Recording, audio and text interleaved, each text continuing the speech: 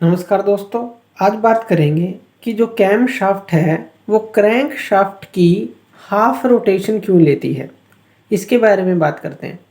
तो सबसे पहले हमने एक डायग्राम यहाँ पर बनाई है जिसके अंदर हमने इंटरनल कंबशन इंजन को दिखाया है।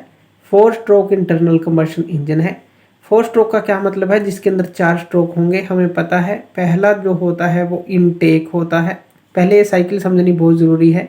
इनटेक में एयर और फ्यूल आता है सिलेंडर के अंदर। दूसरा हमारे पास होता है कंप्रेशन, फिर उस एयर और फ्यूल को कंप्रेस किया जाता है। फिर होता है उसके अंदर स्पार्क प्लग के द्वारा कंबशन। जब कंप्रेशन का एंड होने लगता है तो स्पार्क प्लग यहाँ से स्पार्क करता है और यहाँ पर जो एयर फ्यूल मिक्सचर है उसको जलाता है। यानी कि यहाँ पर क्या मिलता है, हमें एक्सपेंशन मिलता है। आप एक्सपेंशन कह लें या पावर स्ट्रोक कह लें।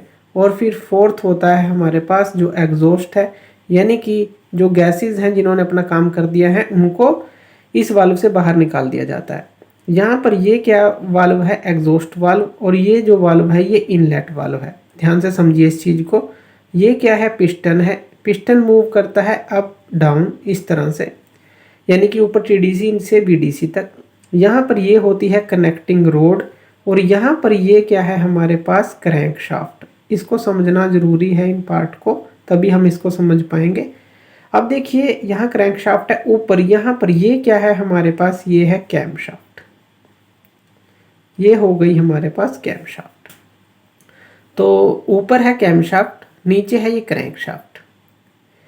अब यहाँ पर देखिए क्रैंक शाफ्ट के साथ एक स्प्रोकेट अटैच है और यहाँ पर कैम शाफ्ट के साथ भी एक गियर कह लें या स्प्रोकेट अटैच है।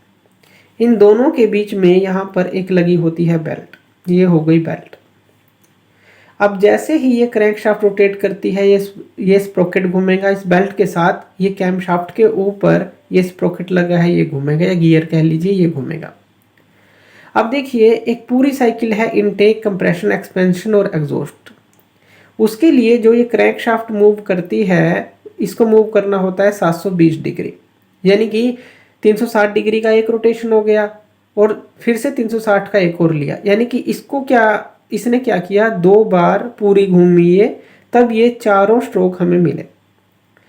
इसी साइकिल के दौरान, ये साइकिल हमें पता है कि 2 रोटेशन क्रैंक शाफ्ट को लेने पड़ेंगे, यानी कि 720 डिग्री घूमना पड़ेगा, तब ये पूरी साइकिल कंप्लीट होगी। लेकिन इसके दौरान क्या होता है, साइकिल में एक बार इनलेट वाल्व ओपन होता है और क्लोज होता है। इसी तरह से एक बार ही एग्जॉस्ट वाल्व ओपन और क्लोज होता है। यानी कि इनलेट वाल्व ओपन होगा, यहाँ से एयर फ्यूल मिक्सचर आएगा, फिर वो क्लोज हो जाएगा और फिर ये प्रोसेसेस चलेंगी। फिर एग्जॉस्ट के दौरान ये खुलेगा और गैसेस को बाहर निकाल के फिर से क्लोज हो जाएगा। यानी कि एक बार ही इनको काम करना है इस पूरी साइकिल के दौरान। तो एक बार इनको काम करने के लिए जो कैम शाफ्ट है उसको इसका आधा घूमना पड़ेगा। यानी कि अगर क्रैंक शाफ्ट 720 डिग्री घूम रही है, यानी कि 2 टर्न ले रही है, तो कैम शाफ्ट हमारी लेगी सिर्फ 1 टर्न, यानी कि ये घूमेगी 360 डिग्री अगर ये 720 डिग्री घूम रही है। क्योंकि ये जो वाल्व है एक बार ही ओपन होंगे इस पूरी साइकिल में, तो उसके लिए इनकी टाइमिंग बनाने के लिए ये बेल्ट वगैरह लगाई जाती है, ये गियर वगैरह लगाए जाते हैं इन दोनों के बीच में। इसीलिए जो कैम शाफ्ट होती है उसकी रोटेशन होती है half of the crank shaft. तो इस चीज़ से हम समझ गए होंगे।